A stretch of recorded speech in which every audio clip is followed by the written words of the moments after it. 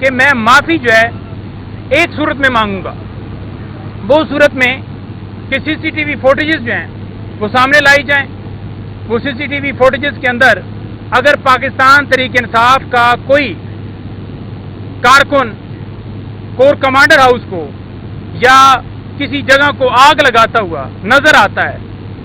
کہ اس نے آگ لگائی ہے پی ٹی آئی کے کارکن نے، یہ پی ٹی آئی کا ہے، ثابت ہو جاتا ہے اس سی سی ٹی وی فوٹیجز سے، تو پھر میں ضرور معافی مانگوں گا اور میں اس کو پارٹی سے بھی نکالوں گا. اور انہوں نے ساتھ یہ بھی کہا کہ میں کہوں گا کہ اس کے اوپر قانون کے مطابق کارروائی کی جائے. انہوں نے کہا کہ سی سی ٹی وی فوٹیجز جو ہیں وہ ہائی کورٹ سے وہاں سے بھی چرائی گئیں، اور جنہوں نے ایک سابق وزیر اعظم کو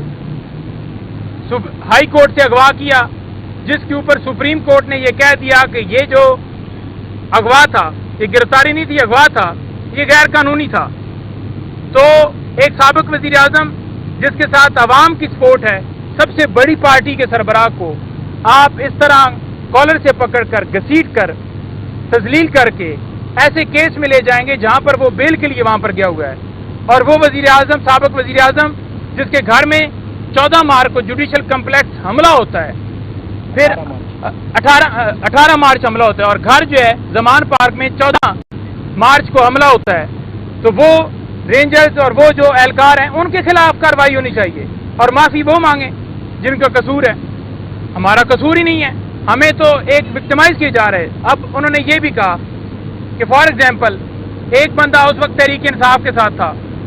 جو ہی اس نے پریس کانفرنس کی اس سے 9 مئی کے کیسز جو ہیں وہ بھی ختم کر دیے گئے. جو ہی اس نے پریس کانفرنس کی، جو ہی اس نے کہا کہ میں پاکستان تحریک انصاف سے رہتی کا جو ہے وہ کرتا ہوں، تو فوراً ہی اسے چھوڑ دیا گیا، کہا گیا کہ یہ تو 9 مئی کی اس کا کوئی قصور نہیں ہے. تو یہ کیسا 9 مئی ہے جس میں ہم سپریم کورٹ میں گئے ہیں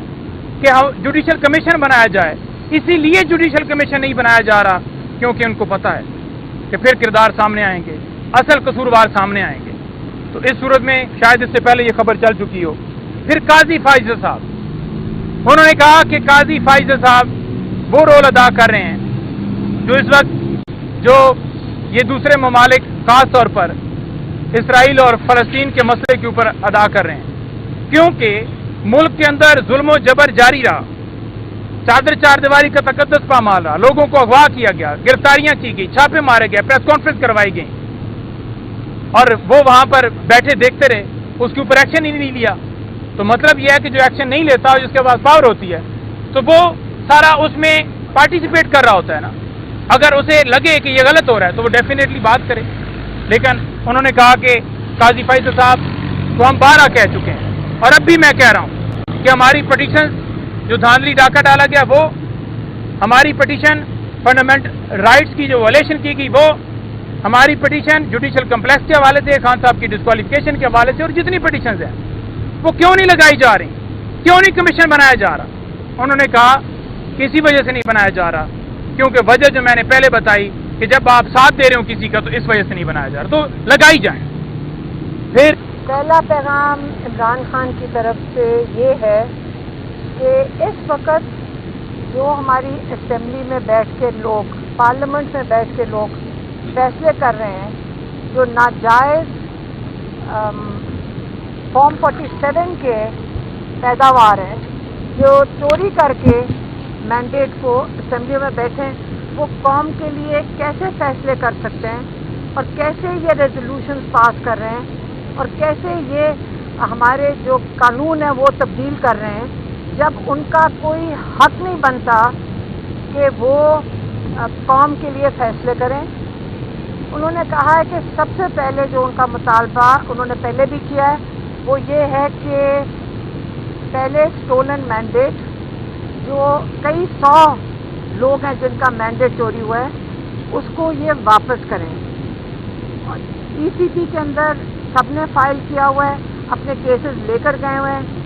لاتعداد کیسز ہیں اس وقت ای سی پی میں، اور ای سی پی کی کانسٹیٹیوشنل رسپانسبلٹی ہے کہ یہ ان کیسز کے اوپر جلد از جلد 180 دن کے اندر فیصلے دیں. یہ کوئی عمران خان بھیک میں نہیں مانگ رہے جو اسٹولن مینڈیٹ ہے، یہ ای سی پی سے جائز अपना हक मांग रहे हैं कि आपको पता है कि ये चोरी करदा मैंडेट है और इसको वापस किया जाए, और कहते हैं जब स्टोलन मैंडेट वापस होगा और उससे पहले आपको जो नाजायज़ लोग इस वक्त जेलों के अंदर हैं और जो बेल के ऊपर भी हैं और जिनके ऊपर 9 मई के आपने केसेस बनाए हैं, इनको ख़त्म करना चाहिए, क्योंकि वैसे भी जब ये केसेस को जब हवा लगेगी, जब ये लोगों के सामने आएंगे 9 मई के, क्योंकि हमारा केस अदालत में कल हम लाहौर की ATC में थे और हमारी अदालत ने केसेस शुरू कर दिए हैं, उन्होंने सुनना शुरू कर दिए बेल एप्लीकेशंस, और उसके अंदर जब क्या इन्वेस्टिगेशन ऑफिसर पेश हुआ है तो उसके पास कोई शवाहिद नहीं थे। जज साहब ने भी पूछा कि आपके कोई शवाहिद हैं, उनके पास कोई शवाहिद नहीं थे उनको दिखाने के लिए, और इमरान खान ने यही कहा है कि जो CCTV फुटेज है इन्हीं के पास है, ये ले आएं। उन्होंने बड़ा क्लियरली कहा है कि अगर आप हमें CC फुटेज दिखा दें और अगर कोई भी हमारा PTI का बंदा या कोई मेंबर अटैक कर रहा है किसी भी तंसीबात पे, हम उसको पार्टी से बाहर करेंगे और आप लोग उसको सख्त से सख्त सज़ा दे दें। और अगर हमारा कोई बंदा हुआ जिसने ये जलाया है तो मैं आपसे माफ़ी मांगूंगा, लेकिन बेहतर ये होगा कि आप माफ़ी मांगें,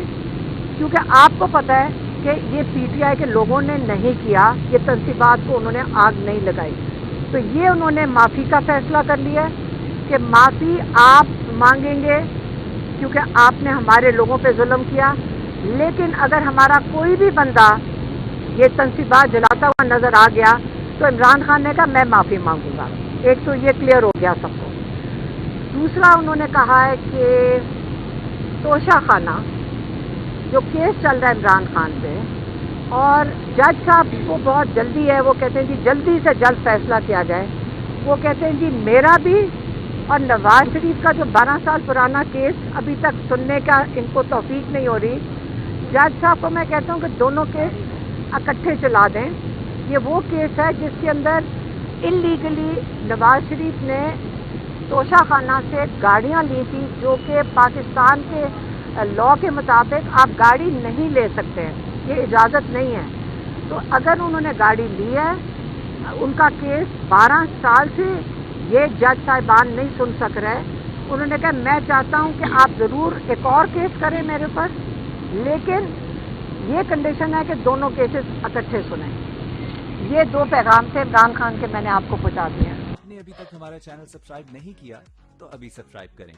और बेल आइकॉन को क्लिक करके हमारी लेटेस्ट वीडियोस के बारे में अपडेट जानें।